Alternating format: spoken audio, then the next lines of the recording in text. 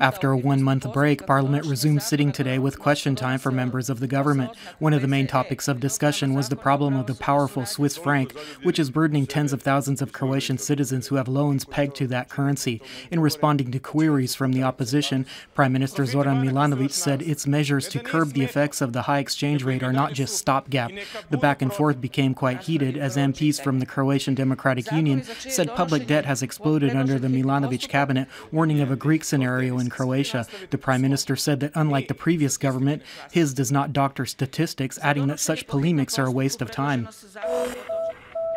The Croatian Parliament should vote on the amendments to the Consumer Loan Act by the end of the week, which will freeze the Swiss franc exchange rate. The Croatian government has begun gathering experiences from other European Union member states, most notably from Hungary, which has sent translations of two of its laws that resolve the Swiss franc problem. Assistant Prime Minister Milanka Opacic, speaking for Croatian radio this morning, also touched upon the burning Swiss franc issue. She pointed out that banks should not be profiting on exchange rate differentials, and she also said that the Constitutional Court bears its share of the responsibility, as for 4 years now it has been delaying decision-making on a case involving the constitutionality of the currency clause which makes such bank loans possible.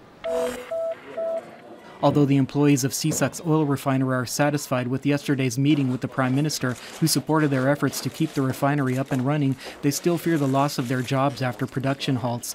These concerns have been spurred by circular flyers that have appeared in the refinery asking employees to take a stance on dismissal and severance agreements.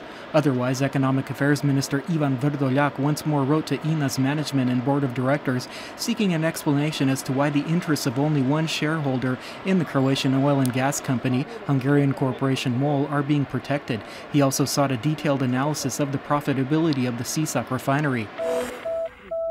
A commission appointed by the Croatian Health Ministry has recommended that hemp should be made legal for medical prescriptions. The recommendation calls for amendments to the relevant legislation to allow the cultivation, processing, sale, and prescription of hemp for medicinal purposes, with a mechanism to preclude any abuses. According to experts, Croatia should adopt the model of other EU member states to regulate this matter. January 21st is International Hugging Day. Psychologists recommend a minimum of 5 to 6 hugs per day because, they say, this makes life more pleasant. And today, some children in Slavonski Brod demonstrated this quite nicely for Croatian television's cameras. In sports, in tennis action at the Australian Open, Croatia's Ivo Karlovic dropped out of the tournament after losing a second-round match to local player Nick Kyrgios 7-6, 6-4, 5-7, 6-4. In the doubles tournament, Croatian Ivan Dodig and Brazilian Marcelo Melo made it to the second round. The Croatian water polo team continues to rack up wins in the World League, defeating Italy 8-7. Croatia is now on the top of its league Group C.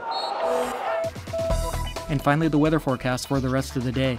Skies will be partially to mostly overcast. Local, mainly light rainfall can be expected, although there is a chance of some thunder showers on the coast, especially in the south. Winds will be light inland, while mainly moderate Scirocco winds will blow on the coast, with light Bora and easterly winds in the north. The sea will be slightly to moderately choppy and visibility will be good.